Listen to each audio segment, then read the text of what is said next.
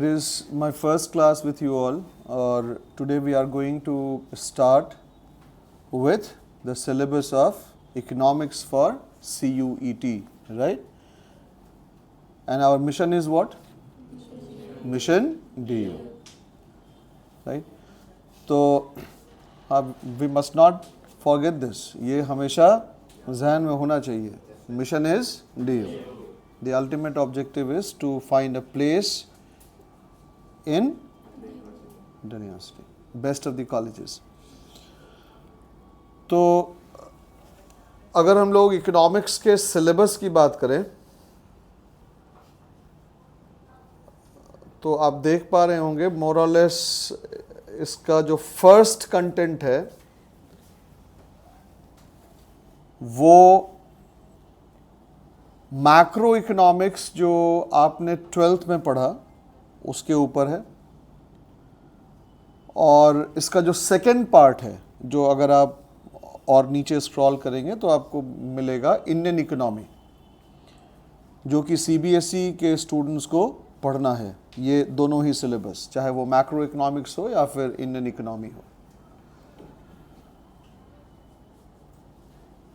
तो सबसे पहले इन शॉर्ट इकोनॉमिक्स है क्या? इकोनॉमिक्स है क्या? What is economics? Economics is basically a subject, or more precisely it is a modern subject which aims at finding solutions to ever dynamic economic problems. क्या कहा मैंने? Economics एक ऐसा subject है जो किसी भी इकोनॉमी और उससे जुड़े हुए डायनेमिक प्रॉब्लम्स, डायनेमिक कहने का मतलब problems which keep on changing, they are not static in nature, उन डायनेमिक इकोनॉमिक प्रॉब्लम्स के सॉल्यूशन को प्रोवाइड करता है ये subject.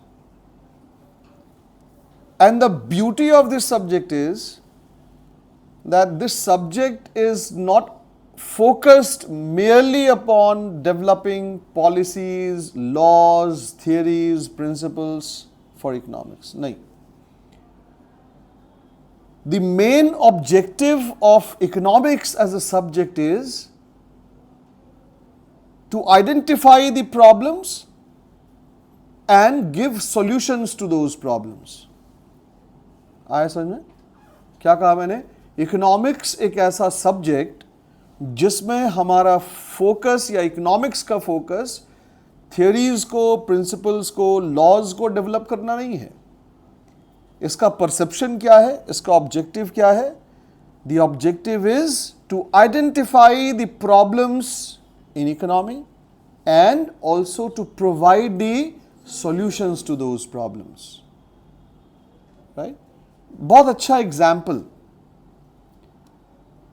Have you heard about dollar rupee exchange rate? Have you heard about dollar rupee exchange rate? So you must have heard and noticed that the exchange rate between dollar and Indian rupee or USD and INR is changing every moment. With every passing moment, the exchange rate keeps on changing. आपने सुना होगा कई बार, ये चर्चा का विषय है कि आखिर भारतीय रुपया यूएस डॉलर के मुकाबले इतना कमजोर क्यों हो रहा है, वाई?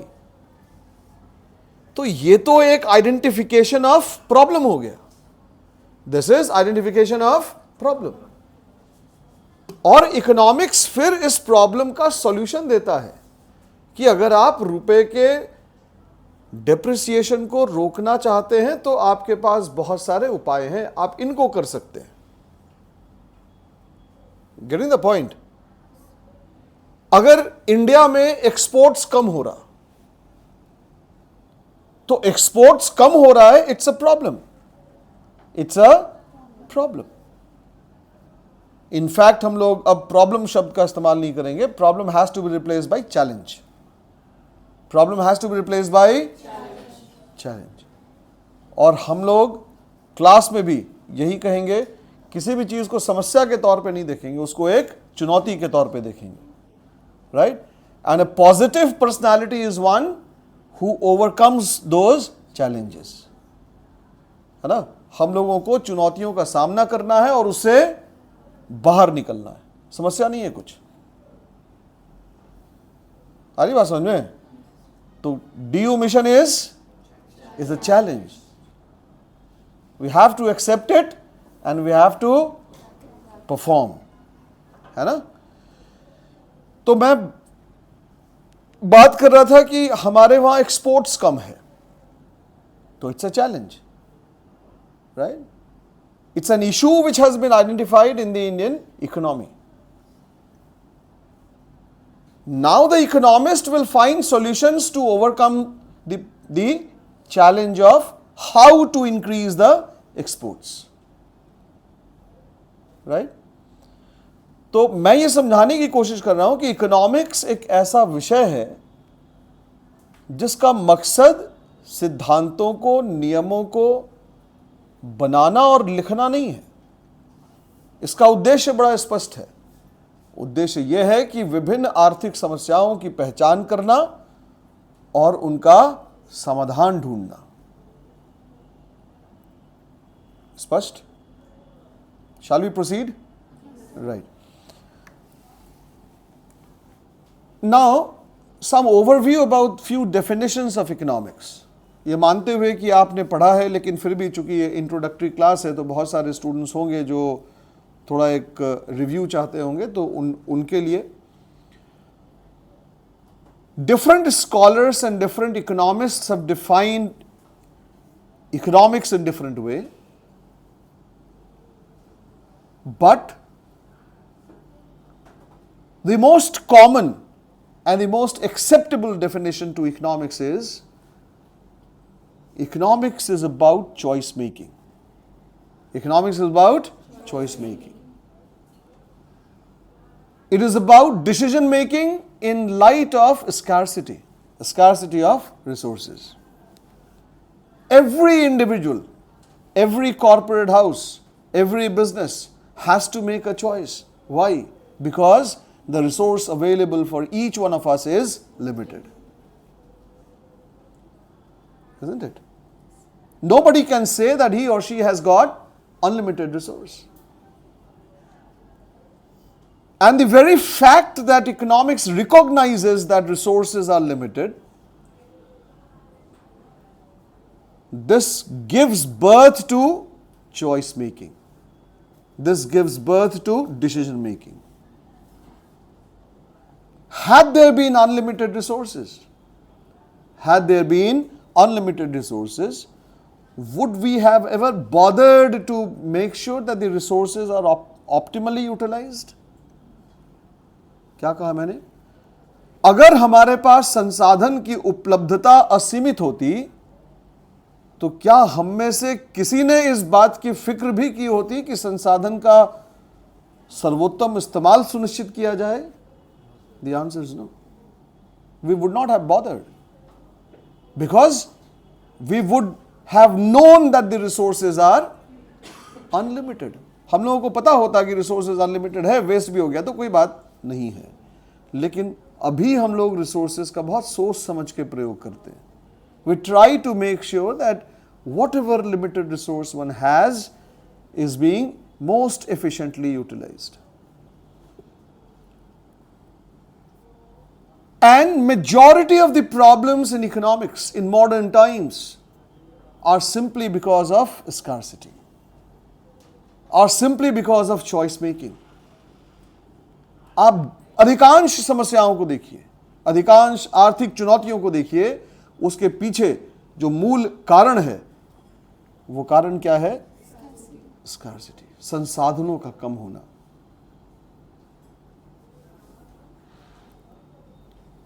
एक और डेफिनेशन है जो ये कहता है economics is a subject which focuses upon bringing about growth in an economy. Is a subject which is concern with bringing about growth in an economy. तो ये ग्रोथ इन एन इकोनॉमी, क्योंकि हमारा मकसद क्या है? हाँ, एक व्यक्ति का विकास हो, एक जगह का विकास हो, एक अर्थव्यवस्था का विकास हो, यही हमारा मकसद है। तो economics as a subject is also concern with what? increasing the productivity of an economy, increasing the productivity of an economy. And once you say that you are concerned with increasing the productivity, it means that you are focusing upon growth, right? तो ये जो concept दिया गया, ये Samuelson के द्वारा दिया गया। किसके द्वारा दिया गया? सैमुअल्सन।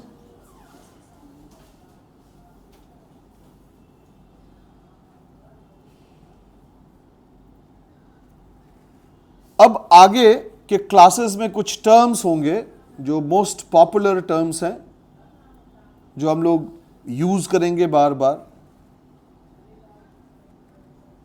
ऐसे तो हैं बहुत सारे, लेकिन अभी फॉर द टाइम बीइंग जो दो बड़े इंपॉर्टेंट टर्म हैं जो यूज में आएंगे, they are economic growth and economic development. Economic growth and economic development. Economic growth क्या है? Increase in GDP.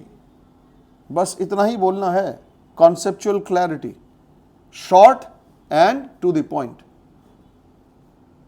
ठीक है? Economic growth is what? Increase in GDP, इसके अलावा कुछ भी नहीं। What is economic development? Economic development is a broader concept which includes economic growth, and it is also concerned with improved socio-economic aspects. क्या कहा मैंने?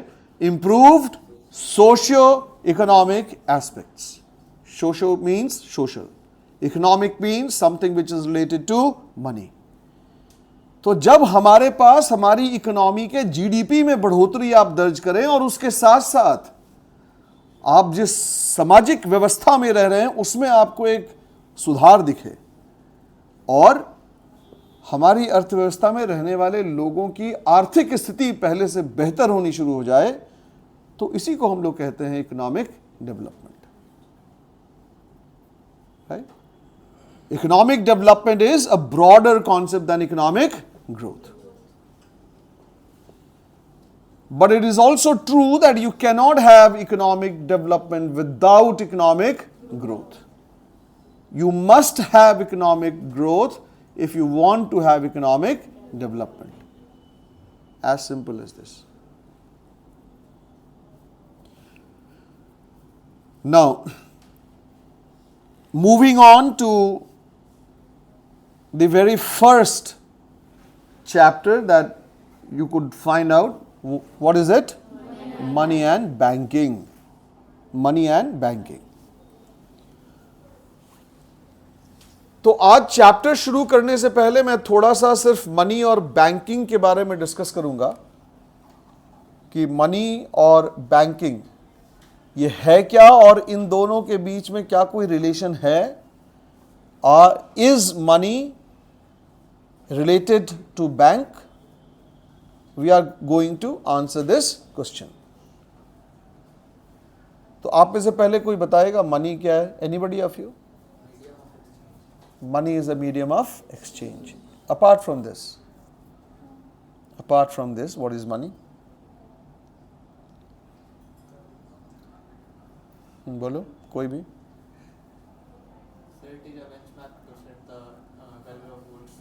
It's the benchmark to set the value of goods.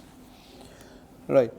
जब आप money को पढ़ेंगे, आप में से छोटे से अभी इस उम्र में आ गए, तो हम में से सब ने मनी को प्रयोग किया है, आगे भी करेंगे। तो money is something which is used as a medium of exchange, and more importantly It can also be used as a measure of store of value. Measure of store of value. ये दो बड़े अहम function है जो money perform करता है, जिससे आप मनी को आइडेंटिफाई करते हैं.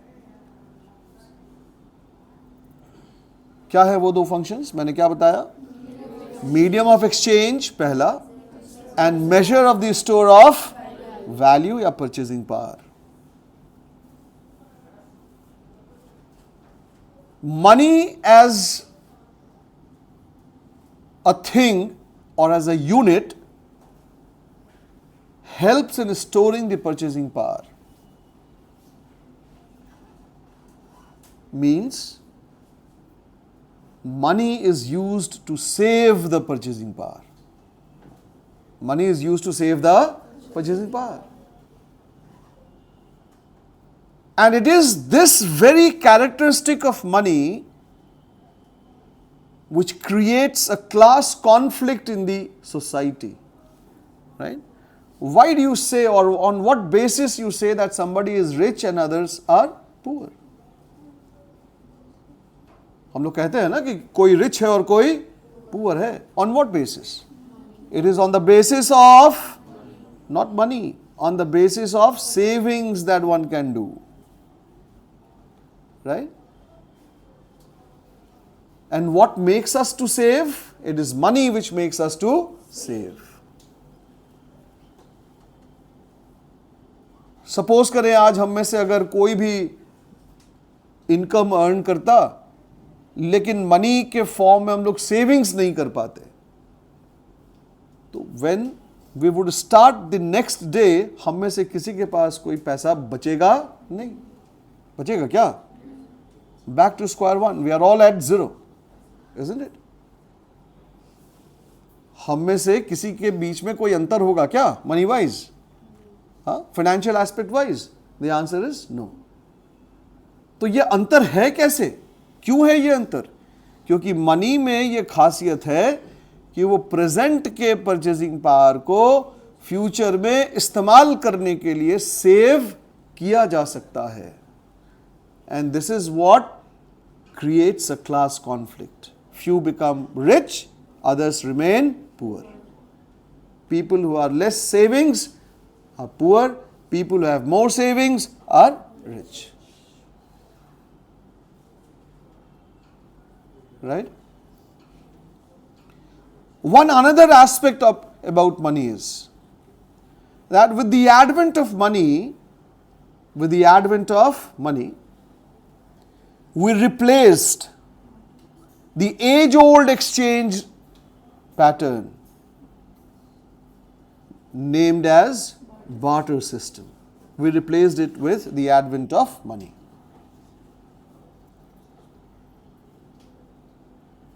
Barter system also referred to as commodity for commodity system. Isn't it? And once money was there, it made business expansion easy. The volume of transactions increased drastically. There was a massive increase in business transactions. People went on to realize that if one wants to make money,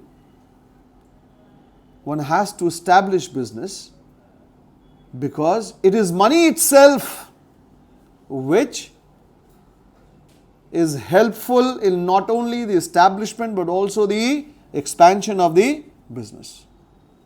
You must have heard a line that money begets money. Huh? Money helps you to earn more money. जिसके पास पैसा है वही उस पैसे को rotate करके और ज़्यादा पैसा कमा सकता है. बेचारे जिसके पास पैसा ही नहीं है वो क्या पैसे से पैसा कमाएगा? उसको तो पहले पैसा इकट्ठा करना पड़ेगा.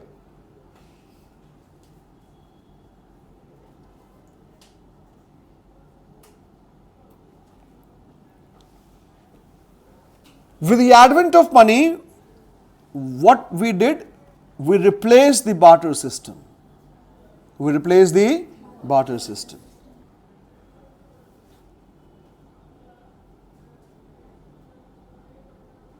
आगे के क्लासेस में हम लोग पढ़ेंगे कि बार्टर सिस्टम का लिमिटेशंस क्या था, किन किन फैक्टर्स से मनी ने हेल्प किया बार्टर सिस्टम को रिप्लेस करने में। दूसरा हम लोग आते हैं बैंक के ऊपर। बैंक और बैंकिंग ये दो शब्द है। हाँ, आप में से कोई बताएगा बैंक और बैंकिंग के बीच में डिफरेंस क्या है? Anybody of you? Bank and banking,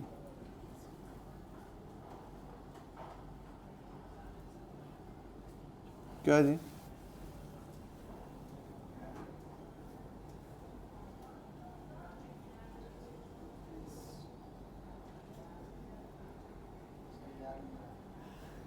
बैठ जाओ, इसमें याद करने वाली कोई बात नहीं है, बैठ जाओ। Bank is an institution, bank is an institution and the transactions or the activities related to bank is called banking, right? The transactions or activities relating to bank is called banking. जैसे deposit आप bank में पैसा करते हैं, तो what is this? This is banking. You are doing a bank related transaction, and a bank related transaction is known as banking. Am I clear?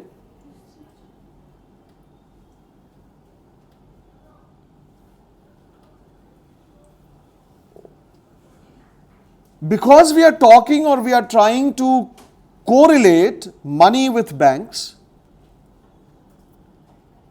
you must know that the circulation of money in an economy is subject to regulations by the central bank of every economy.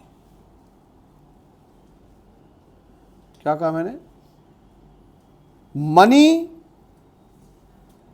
का जो circulation है, जो money किसी economy में flow कर रहा है, वो सब्जेक्ट है रेगुलेशंस के। किसके रेगुलेशंस के? Central bank of the economy. Every economy has its central bank, and central bank has been authorized to regulate the circulation of money. Not only the circulation, but how much money should flow in the system.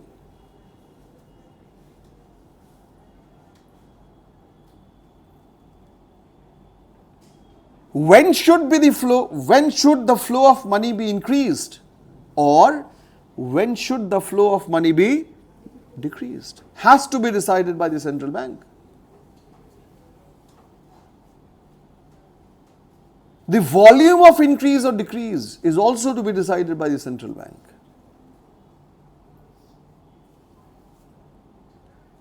What denominations of currencies are to be circulated is also to be decided by the central bank.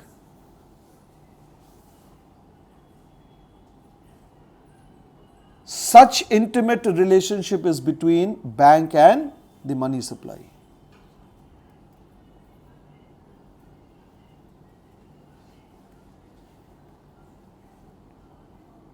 The intervention of the government is almost negligible. You do not expect the government to intervene as far as the regulations of money are concerned.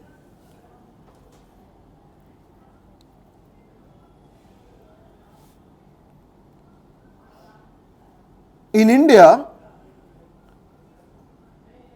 the role of central bank is being performed by Reserve Bank of India, right?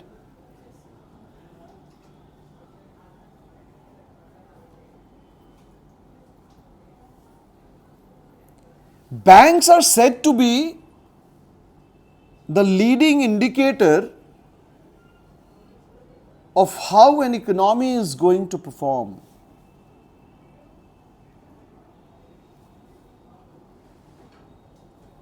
If the banks of a nation are doing well,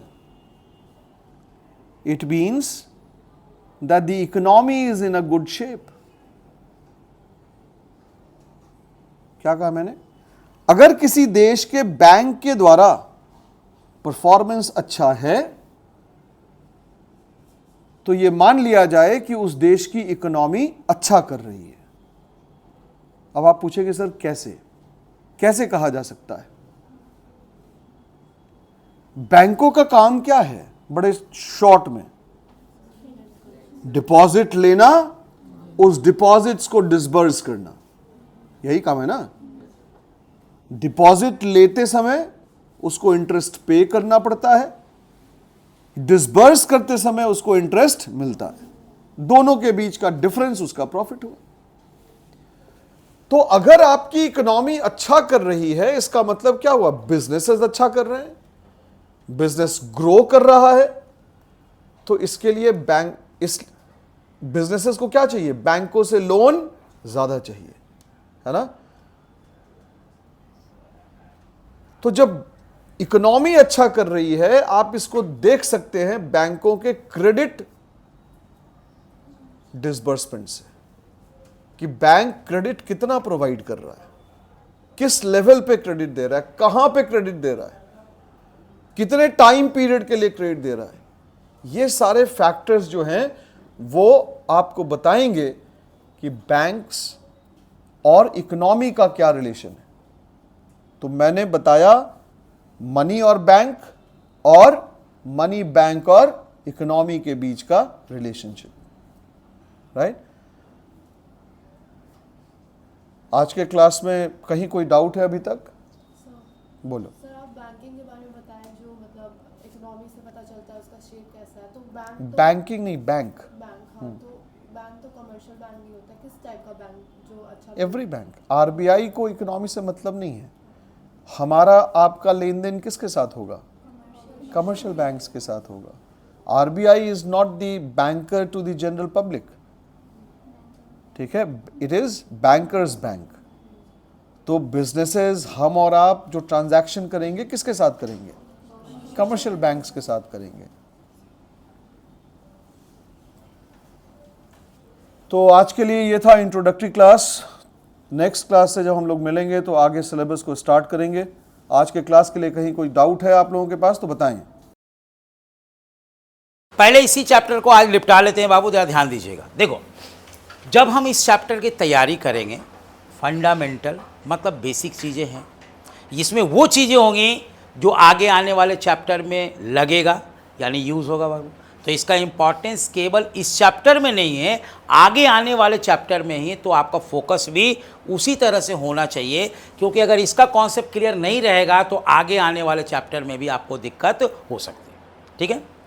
ये जो पूरा chapter है, इसके जितने concept है, पहले आप initially 2 भाग में इसको बांट दीजिए, 2 पार्ट में इस चैप्टर को बांट दीजिए। एक पार्ट में लिख लीजिए आप theoretical concept,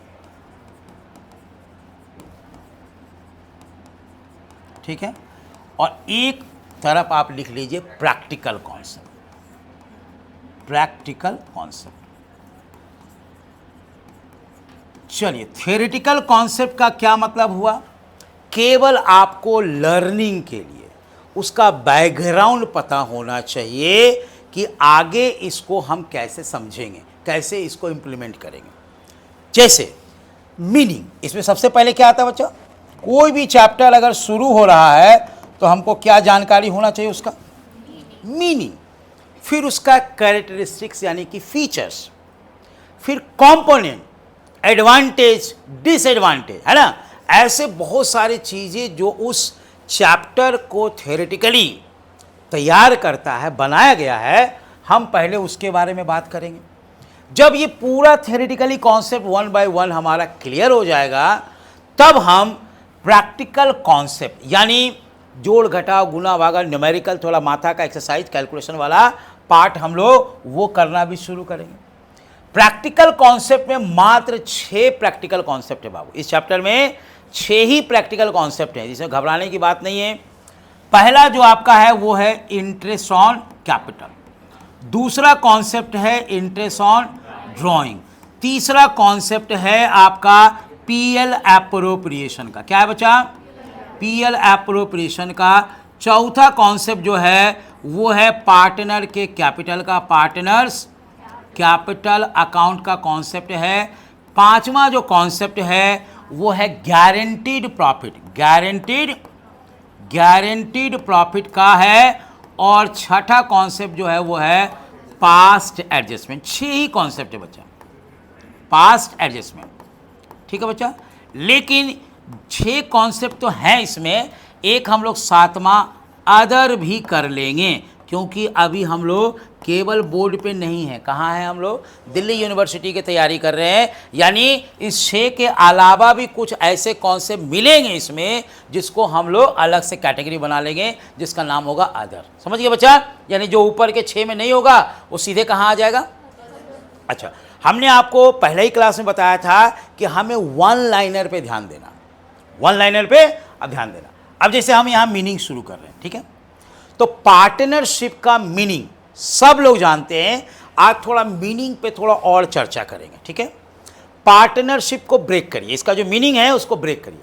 partnership is a relationship, partnership a relationship. यानी जब रिलेशनशिप हो गया तो कभी कोई अकेला व्यक्ति पार्टनरशिप कर ही नहीं सकता। रिलेशनशिप के लिए यू नीड एटलीस्ट 2 पर्सन, लेकिन यहां बोला गया 2 competent person, not only person. कैसे होना चाहिए? कॉम्पिटेंट पर्सन होना चाहिए, मतलब जो कानून के नज़र में योग्य पर्सन होते हैं, जो कॉन्ट्रैक्ट वगैरह कर सकते हैं, वैसे व्यक्ति को हम बोलेंगे कॉम्पिटेंट पर्सन। तो कॉम्पिटेंसी को भी चेक करना होगा। प्लस रिलेशनशिप की बात किया बच्चा, तो रिलेशनशिप कैसे क्रिएट होता है? हम अपने फैमिली में भाई बहन, मम्मी पापा, चाचा चाची, किसी फैमिली में कोई पैदा हुआ और 4 गो रिश्ता जुड़ जाता है अपने आप। अरे ये तुम्हारा बुआ है, अरे ये तुम्हारा मामा है, ये मामी है, चाचा है, चाची है। लेकिन पार्टनरशिप में ऐसा नहीं होता। पार्टनरशिप के लिए you have to make an agreement, you have to make an. किसी भी व्यक्ति, आपका चाहे फैमिली का मेंबर क्यों नहीं हो, आपका भाई क्यों ना हो, बहन क्यों नहीं हो, पापा क्यों नहीं हो, मम्मी क्यों नहीं हो, अगर आप बिजनेस एक साथ करना चाहते हैं then you have to have an agreement. और बिना एग्रीमेंट के रिलेशनशिप स्टार्ट नहीं हो सकता। तो पार्टनरशिप, अगर क्वेश्चन आ गया क्या कोई व्यक्ति किसी पार्टनरशिप फॉर्म में पैदा हुआ है, यानी पार्टनरशिप जो चल रहा है बिजनेस, उसके घर में कोई पैदा हुआ, तो पैदाइशी वो भी पार्टनर कहलाएगा? नहीं, क्योंकि वो केवल पैदा लेने से पार्टनर नहीं बन सकता है अनटिल और अनलेस उसका नाम एग्रीमेंट में ना आ जाए। ठीक है बच्चा? तब अगला बात आ गया, एग्रीमेंट क्या है? एग्रीमेंट क्या है? क्योंकि इसी के आधार पे आपका पार्टनरशिप बनेगा। तो एग्रीमेंट बोलता है identity of mind, identity of mind in a piece of या at a piece of paper. Agree और मेंट, एग्री मतलब 2 व्यक्ति या 2 से अधिक व्यक्ति का माइंड किसी एक पार्टिकुलर चीज को लेकर के एक समय में एक जैसा सोच रहा है, दैट मीन्स कि उन दोनों के बीच में एग्री है। यानी जैसे अभी हम बोले कि बाबू बाहर जो है ना पुलिस का लाठी चार्ज हो रहा है, तो आपका माइंड एक्सेप्ट नहीं करेगा, दैट मीन्स कि you are not agree with me. बस समझे बच्चा? अभी बोलेंगे बउआ अभी शाम में जो है बारिश हो रही है, तो फिर आप देखोगे कि बारिश हो रही है, आपका और हमारा जहां सहमति होगी बात पे तभी एग्रीमेंट होगा। बोलेंगे बाबू शाम हो गया, 5:30 बज गया है, अब थोड़ा बाहर में थोड़ा ट्रैफिक वगैरह जो है बढ़ जाएगा क्योंकि स्कूल कॉलेज का छुट्टी होने का समय होगा, तो आप बोलेगा हाँ सर शाम तो हो गया, 5:30 बज रहा। तो आपका और हमारा माइंड जहाँ किसी पार्टिकुलर चीज़ को लेके अग्री हो रहा है, दैट मीन्स कि ये आइडेंटिटी ऑफ माइंड कहलाएगा। क्या कहलाएगा बच्चा? किसी भी चीज़ के है ना 2 और 4 यानी उसके अगेंस्ट में या उसके फेवर में अगर माइंड आइडेंटिकल हो जाता है तो वो कहलाता है एग्री। और इस एग्री को करने के लिए अगर आपने कोई डॉक्यूमेंट बना लिया तो इन दोनों के कंबाइंड वर्ड को बोलते हैं हम लोग एग्रीमेंट। यानी एग्रीमेंट एक ऐसा डॉक्यूमेंट है जिसमें 2 या 2 से अधिक व्यक्ति की सहमति किसी काम को करने या ना करने को लेकर के बना है, उसको लिखित फॉर्मेट में भी हो सकता है, लेकिन लॉ जो बोलता है, लॉ बोलता है एग्रीमेंट केवल रिटेन नहीं, ओरल भी हो सकता है, ओरल भी हो सकता है, क्योंकि बोला है कि बहुत सारे जो आपके एग्रीमेंट होते हैं उसमें आपको पीस ऑफ पेपर पे लिखना जरूरी नहीं है।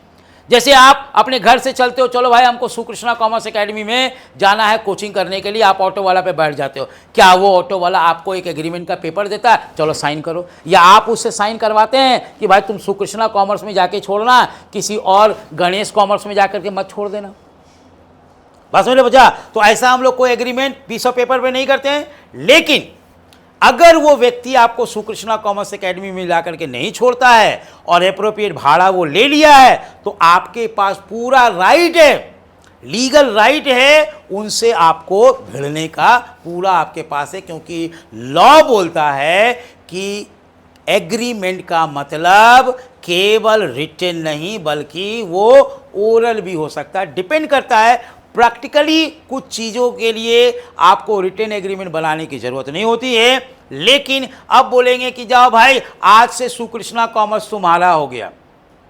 अब अगर हम ऐसा बोल दिए ओरल में, तो कल से तुम लोग भी मान लिया नहीं सर अब हटिए हटिए ये मेरा हो गया, ऐसा नहीं हो सकता। बिकॉज इन दिस केस में केवल हमें बोलने से, ओरली बोलने से काम नहीं चलेगा, हमें स्टाम्प पेपर पे लिख करके मोहर लगवा कर रजिस्ट्री करवाइएगा, तब जाकर के ये सुकृष्णा कॉमर्स आपका होगा। बस समझें?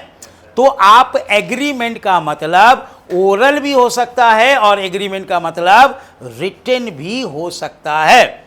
एग्रीमेंट का मतलब ओरल भी और एग्रीमेंट का मतलब चलिए, तो एग्रीमेंट एक ऐसा डॉक्यूमेंट है जहां पे दो या दो से अधिक व्यक्ति का माइंड आइडेंटिकल होता है, सहमत होते हैं किसी काम को करने या ना करने के लिए।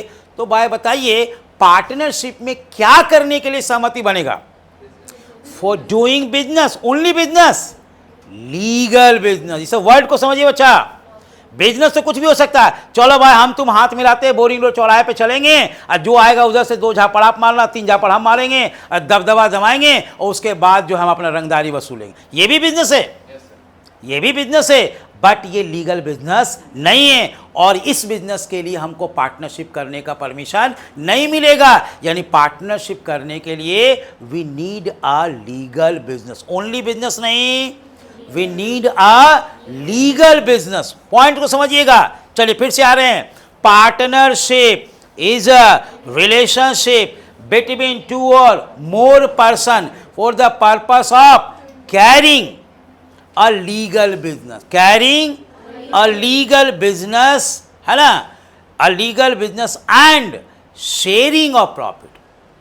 प्रॉफिट का बंटवारा भी होना चाहिए। ऐसा कभी नहीं हो सकता है कि 2 व्यक्ति पार्टनरशिप में आ रहा बच्चा और आप उसके साथ एग्रीमेंट कर लिया ऐसा कि भाई सारा प्रॉफिट मेरा और लॉस होगा तो तेरा, ऐसा नहीं हो सकता है। 2 व्यक्ति के बीच में जब भी आप पार्टनरशिप बनेंगे तो sharing of profit is a compulsory.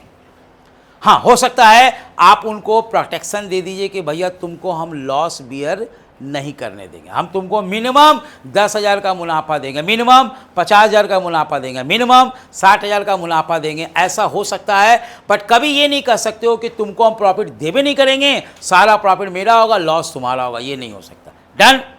तो शेयरिंग ऑफ प्रॉफिट जो है वो जरूरी है। अच्छा, बिजनेस चलाने के लिए आप खुद भी लायबल हैं, या आपका पार्टनर भी चला सकता है, या दोनों मिल के भी चला सकते हैं। यानी इसमें टर्म आता है, क्या आता है बच्चा? टर्म बिजनेस जो है carried on by all partner, carried on by all partner or any of them, any of them.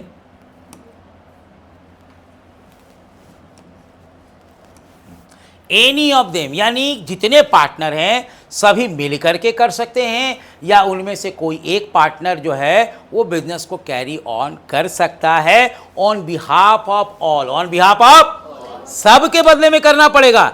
Partner अगर अकेले बिजनेस कर रहा है इसका मतलब ये नहीं कि केवल वो सारा माल वही कमाएगा, सबके बिहाफ में आपको बिजनेस करना पड़ेगा। इसीलिए यहाँ पे टर्म यूज होता है म्यूचुअल एजेंसी, म्यूचुअल एजेंसी मतलब आप अपने लिए भी काम कर रहे हो और जो दूसरा व्यक्ति है उसके लिए भी आप कमा रहे हो।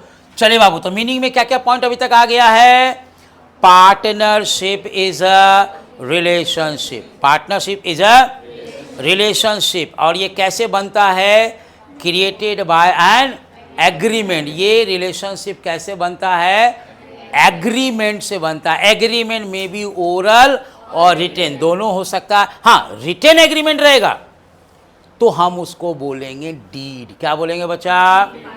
रिटेन एग्रीमेंट को हम लोग बोलते हैं पार्टनरशिप डीड। यानी कोई चीज अगर लिखित में है तभी वो डीड कहलाएगा। तो आगे क्वेश्चन जनरेट हो सकता है, what do you mean by partnership deed? What do you mean by? तो उसका आंसर तो यही आ गया कि पार्टनरशिप डीड का मतलब होता है written agreement. Oral agreement can't be a partnership deed, written होना चाहिए। अच्छा, इस डीड में क्या लिखेंगे भैया?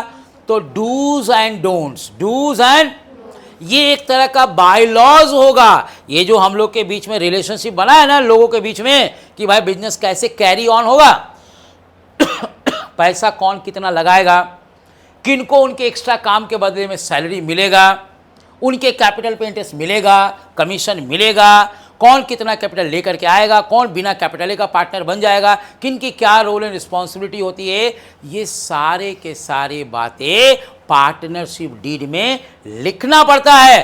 केवल लिखने से काम नहीं चलेगा, सारे पार्टनर उसको रीड आउट करके अपना कॉन्सेंट देंगे, मतलब साइन करेंगे, तब जाके वो बनेगा पार्टनरशिप डीड। यानी पार्टनरशिप डीड के लिए रिटेन एग्रीमेंट तो होना ही चाहिए, साथ में signed by all partner. Signed by, अगर 4 पार्टनर है, 3 ने साइन किया, 1 ने नहीं साइन किया, तो वो पार्टनरशिप डीड को नहीं माना जाएगा। माना जाएगा कि पार्टनरशिप में डीड है ही नहीं है, और पार्टनरशिप एक्ट के हिसाब से उसमें कोई भी विवाद होता है तो उसका निपटारा किया जाएगा। बात समझिए बच्चा? यानी केवल डीड नहीं चाहिए बल्कि साइंड बाय ऑल पार्टनर चाहिए, तभी वो कहलाएगा पार्टनरशिप डीड। बिजनेस होना चाहिए, वो भी कैसा? लीगल बिजनेस, लॉफुल बिजनेस होना चाहिए। शेयरिंग ऑफ प्रॉफिट होना चाहिए। लॉस, शेयरिंग ऑफ प्रॉफिट का मतलब sharing of loss also, but in certain cases आप पार्टनर को लॉस से प्रोटेक्ट कर सकते हैं कि भैया आपको लॉस नहीं होगा, आपको जब भी होगा तो प्रॉफिट होगा, लॉस में आपका कोई भी हिस्सेदारी नहीं होगा, ये आप कर सकते हैं। लेकिन प्रॉफिट कमाने से किसी को आप रोक नहीं सकते। डन डन, ओके बच्चा? अच्छा, पार्टनरशिप बिजनेस में कैरिड ऑन यानी कि काम करेंगे कैसे भाई? तो सब मिल के करेंगे, या कोई एक भी बोलेगा भैया हम जेम्स बॉन्ड है, तुम आराम से जो है हमको दे दो पैसा, हम सबके बदले में काम करके कमा करके आपको दे देंगे, तो हो सकता है, ऐसा कोई दिक्कत नहीं। ठीक है बच्चा? इससे अब ये बातें आती है, क्या पार्टनरशिप के लिए कैपिटल का कंट्रीब्यूशन पार्टनर के तरफ से होना अनिवार्य है, या बिना कैपिटल का भी कोई पार्टनर बन सकता? पार्टनरशिप एक्ट में ऐसा कुछ नहीं लिखा हुआ बच्चा।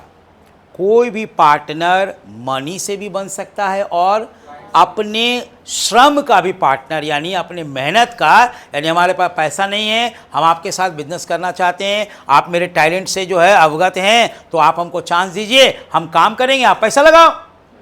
इस तरह से भी पार्टनरशिप हो सकता है। सो नो नीड टू कि भाई कंपलसरी पैसा आपको लगाना ही होगा। विदाउट मनी, विदाउट कैपिटल भी पार्टनर। क्लियर हो गया बच्चा? अब आइए, ये प्रॉफिट का जो मामला है, क्या प्रॉफिट का शेयरिंग ही अल्टीमेट टेस्ट है पार्टनरशिप का? यानी दो व्यक्ति के बीच में प्रॉफिट का बंटवारा हो रहा है, केवल इतना ही काफ़ी है ये पता लगाने के लिए कि दोनों के बीच में पार्टनरशिप है, या कुछ और भी चीज़ें जानना जरूरी है? तो बोलता है दो चीज़, एक प्राइमा फेसिया एविडेंस और एक कंक्लूसिव एविडेंस। प्राइमा फेसिया और कंक्लूसिव एविडेंस दो टेक्निकल टर्म है बाबू, ध्यान दो। जब कोई क्राइम होता है, आप मूवी में देखते हो, जब कोई क्राइम होता है तो उस क्राइम के इर्द गिर्द में जो व्यक्ति होता है, तो पहला शक की सुई उसी पे जाता है, पहला शक की सुई उसी पे जाता है कि हो ना हो यही इसका मर्डर किया होगा। तो प्राइमा फेसिया का मतलब हुआ फर्स्ट इमेज जो क्रिएट होता है इन द माइंड, उसको बोलते हैं हम लोग प्राइमा फेसिया, पहली नज़र में। तो प्रॉफिट का बंटवारा होना पहली नज़र में ये दर्शाता है कि इन लोग के बीच में पार्टनरशिप हो सकता है, but that can not be conclusive evidence. Conclusive evidence का मतलब होता है अदालत गवाहों, सबूतों, बयानों को सुनने के बाद इस नतीजे पे पहुंचा है कि कातिल ये नहीं ये है। बात समझ रहे हैं ना? तो ये कहलाएगा कंक्लूसिव एविडेंस। क्या कहलाएगा बच्चा? तो पार्टनरशिप का कंक्लूसिव एविडेंस होता है म्यूचुअल एजेंसी। म्यूचुअल यानी शेयरिंग ऑफ प्रॉफिट होना चाहिए। बिना शेयरिंग ऑफ प्रॉफिट का पार्टनरशिप आप नहीं कर सकते हैं, लेकिन वो पहली नज़र में प्राइमा फेसिया एविडेंस है कि वो होनी चाहिए। बट फॉर कंक्लूसिव एविडेंस कि पार्टनरशिप है ये है, इसके लिए हमको चेक करना पड़ेगा कि उन लोगों के बीच में म्यूचुअल एजेंसी है या नहीं है। म्यूचुअल एजेंसी का मतलब business is carried on by all or any of them acting for all. मतलब बिजनेस आप खुद चलाइए या सबके लिए चलाइए, अकेले भी चला सकते हैं, लेकिन वो सबके लिए चलाना पड़ेगा। आप अकेले चला रहे हैं तो इसका मतलब ये नहीं है कि सारा का सारा प्रॉफिट का हिस्सेदारी आप ही लीजिए। शेयरिंग ऑफ प्रॉफिट मतलब ये कई जरूरी नहीं है कि शेयरिंग इक्वल होना चाहिए, अनइक्वल भी हो सकता है। 60-40, 70-30, 80-20, इवन 99% और 1% भी हो सकता है। ऐसा लॉ में कोई नहीं लिखा हुआ है कि दो पार्टनर है तो दोनों के बीच में इक्वल शेयरिंग होना चाहिए, ऐसा कोई मेंशन नहीं किया गया। हाँ, शेयरिंग ऑफ प्रॉफिट होना चाहिए। 1% का भी अगर प्रॉफिट का बंटवारा हो रहा है दैट मीन्स कि वो सही है, वो काफ़ी है ये जानने के लिए कि इसमें पार्टनरशिप हो रहा है। एशिया का मतलब हमने बताया किसी भी चीज़ को आप देखते हैं तो पहली नज़र में एक इमेज बनता है। ठीक है, आप जैसे मान लीजिए आप बंडी पहने हमको देख रहे हैं अभी क्लास में, तो आपके दिमाग में इमेज बन रहा, सर लगता है रोज़ तो बंडी नहीं पहनते हैं, आज लगता है सर कहीं से आ रहे होंगे या क्लास के बाद कहीं जाने वाले हों। ये दिमाग में इमेज बन रहा है बच्चा। तो ये आपका इमेज किसी चीज़ को देखने के बाद जो पहली नज़र में, ये हो सकता सही भी हो सकता गलत भी हो, लेकिन इमेज तो बना ना। तो ये जो पहली नज़र में इमेज बनता है किसी भी चीज़ को देखने पे, वो कहलाता है प्राइमा फेसिया। Prima fascia. अब कत्ल हुआ है, कत्ल के इर्द गिर्द में दो व्यक्ति नजर आए, तो सीआईडी का वो क्या नाम है, एसीपी दयाल तो दरवाजा तोड़ता है, क्या नाम है उसका, प्रद्युमन, है ना। तो वो अगर आपको देख लेगा लाश के पास तो पहला नज़र में क्या सोचेगा, हो ना हो कातिल यही दिया होगा। ओकरों में क्या खून भी लगा हुआ तुम्हारे सटवा पे, वो पक्का नज़र में आ गया कि भैया खूनी यही होगा। लेकिन आप खूनी हो या नहीं खूनी हो, इसके लिए फैक्ट्स एंड फिगर्स को इवैल्यूएट करना पड़ेगा कि नहीं करना पड़ेगा। तो फैक्ट्स एंड फिगर्स को जब इवैल्यूएट करेंगे तो कंक्लूजन पे पहुंचेंगे। कंक्लूजन का मतलब हुआ सारे एनालिसिस करने के बाद, सारे फैक्ट्स का इवैल्यूएशन करने के बाद एक फाइनल कंक्लूजन, एक रिपोर्ट बन के आ गया, एक आउटकम आ गया कि भैया हो ना हो यही कातिल है, ये कंफर्म हो गया। ठीक है बच्चा। तो इसको हम लोग एसिड टेस्ट भी कहते हैं। ये कंक्लूसिव एविडेंस को क्या कहेंगे हम लोग, एसिड टेस्ट। यानी पार्टनरशिप का अगर पूछेगा एसिड टेस्ट क्या है, एसिड टेस्ट का मतलब हुआ हर तरह से आप कंफर्म हो गए कि इनके बीच में पार्टनरशिप है, वो उसको हम लोग क्या बोलेंगे, एसिड टेस्ट या फिर कंक्लूसिव एविडेंस। तो इसमें निकलेगा म्यूचुअल एजेंसी। क्या निकलेगा बच्चा, म्यूचुअल एजेंसी को हम लोग बोलेंगे कंक्लूसिव या एसिड टेस्ट ऑफ पार्टनरशिप। जबकि प्राइमा फेसिया जो है वो है शेयरिंग ऑफ प्रॉफिट को हम लोग बोलेंगे प्राइमा फेसिया। यानी इसके आधार पे हम ये निष्कर्ष नहीं निकाल सकते हैं कि किसी के बीच में पार्टनरशिप है या नहीं है। पार्टनरशिप होने के लिए इसके साथ साथ इसका चेकिंग करना जरूरी है। और वो क्या है बच्चा, वो ये बताता है, म्यूचुअल एजेंसी का मतलब हुआ कि आप अपने लिए प्रिंसिपल हैं और दूसरों के लिए एजेंट की तरह काम कर रहे हैं। मतलब आप खुद के लिए तो कर ही रहे हैं, दूसरों के लिए भी आप एजेंट यानी आप रिप्रेजेंट कर रहे हैं अदर्स। यानी म्यूचुअल एजेंसी का मतलब क्या हो गया, a relationship of principal and agent. यानी एक पार्टनर अपने लिए प्रिंसिपल है, मालिक है, ओनर है, और दूसरे ओनर का वो रिप्रेजेंटेटिव है। इसीलिए कानून में उसको परमिशन दिया गया है कि आप अपने से डिसीजन ले सकते हो पार्टनरशिप बिजनेस में, अगर लगता है कि ये जेन्युइन डिसीजन है और आपका इंटेंशन जो है वो सही है, तो आपका डिसीजन को मान्य होगा। और ये चीज़ जिस भी बिजनेस में होगा तभी हम बोलेंगे कि उनके बीच में पार्टनरशिप है। 2 लोग है, 4 लोग है, उससे कोई मतलब। हाँ सर, पार्टनरशिप का तो शेयरिंग ऑफ प्रॉफिट भी फीचर है और म्यूचुअल एजेंसी भी फीचर है, तो हम लोग वो शेयरिंग ऑफ प्रॉफिट देख के कैसे बता सकते हैं कि दोनों के बीच में नहीं दे बता सकते हैं। वहाँ पे हम ये बता सकते हैं कि इन लोग के बीच में पार्टनरशिप हो सकता। पहला सीढ़ी है, ये फर्स्ट स्टेप है, ठीक है बच्चा। लेकिन जब तक हम ये चेक नहीं करेंगे तब तक हम कंक्लूजन पे नहीं पहुंचेंगे कि पार्टनरशिप है या नहीं। समझिए, ये पहला सीढ़ी है बाबू, ठीक है, ये पहला सीढ़ी है। जैसे बोलता है ना, all graduates are 12th pass, but all 12th pass are not necessary will be graduate. भैया हम 12th पास हैं, हो सकता है पढ़ाई छूट जाएगा, लेकिन जो ग्रेजुएट है वो तो 12th से होके ही निकला होगा। तो जो पार्टनरशिप का पहुंचने के लिए ये तो रहेगा ही रहेगा, इसके साथ ये भी मिलेगा। इन दोनों के कॉम्बिनेशन से ही हम कह सकते हैं कि केवल अगर ये है तो भी नहीं है। अगर केवल हम म्यूचुअल एजेंसी देख रहे हैं और उनके बीच में प्रॉफिट का बंटवारा नहीं हो रहा तो भी पार्टनरशिप हम लोग नहीं कहेंगे। पार्टनरशिप के लिए प्रॉफिट का बंटवारा होना पड़ेगा, ठीक है। हाँ, ऐसे केस में पार्टनरशिप कह सकते हैं, उसको कंडीशनल रख सकते हैं। उसका एक अलग नाम होता है बाबू, वो होता है पार्टनर बाय होल्डिंग आउट।